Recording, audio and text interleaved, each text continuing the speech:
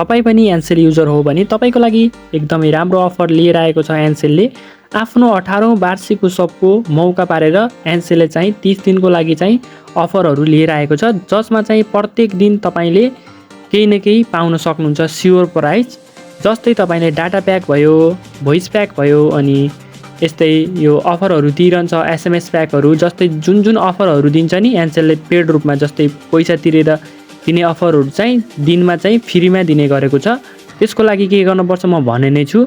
र तपाईँहरूको लागि लास्टमा चाहिँ 7 जनाको लागि चाहिँ स्कुटर पनि जित्ने मौका रहेको छ र हप्तामा 1000 जना युजरको दरले चाहिँ 100 रुपैयाँ बोनस पनि दिने गरेको छ। यसको लागि के गर्नुपर्छ म भने नै छु। यो अफर चाहिँ 28 दिनको रहनेछ, मतलब 30 दिनको रहनेछ, 28 अक्टोबरसम्म रहनेछ। यसको लागि के गर्नुपर्छ, तपाईँको मोबाइल बक्समा तपाईँलाई यस्तो प्रकारको मेसेज आएको छ भने ठिकै छ, आएको छैन भने पनि म तपाईँलाई के गर्नुपर्छ भनिदिने छु।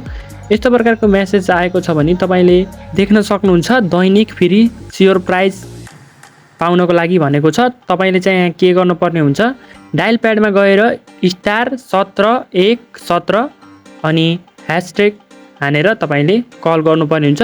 त्यसपछि मेरो चाहिँ यहाँ अलरेडी मैले अघि क्लाइम गरिसकेको छु, तपाईँलाई देखाउन सक्छु म, किनकि मेसेज आइरहेको छ।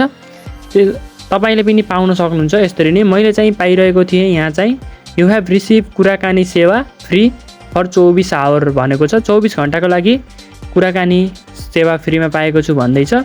र त्यहाँ राम्रोसी पढ्नुपर्ने हुन्छ तपाईँले चाहिँ के दिएको छ भनेर, बुझेर मात्र त्यसलाई युज गर्नु होला। नत्र भने तपाईँको मोबाइलमा भएको पैसाहरू पनि काट्न सक्छ, किनकि तपाईँले राम्रोसँग नबुझ्ने अनि तपाईँ यो रहेछ भनेर तपाईँले यसरी नै गर्नुभयो भने चाहिँ पैसा नि काट्न सक्छ। तपाईँलाई त्यहाँ के भनेको छ त्यही अनुसार गर्नु पर्ने हुन्छ। अनि तपाईँलाई त्यस्तो मेसेज दिएको छ भने त्यहाँ मेसेजमा चाहिँ लिङ्क पनि हुन्छ। त्यो लिङ्कमा क्लिक गर्नुभयो भने तपाईँले यहाँ चाहिँ समावेश हुन सक्नुहुन्छ। यो स्कुटीहरूको लागि चाहिँ यो 7 जनाको लागि स्कुटी भनेको छ, त्यसको समावेश हुनको लागि तपाईँले त्यो लिङ्कमा क्लिक गर्नुपर्ने हुन्छ। लिङ्कमा क्लिक गरिसकेपछि तपाईँले त्यहाँ फुल नेम अनि एड्रेस, त्यसरी नै तपाईँले त्यहाँ सबै कुरा जे भनेको छ त्यो फर्म फिल गरेर त्यसपछि त्यसलाई सबमिट गर्नुपर्ने हुन्छ।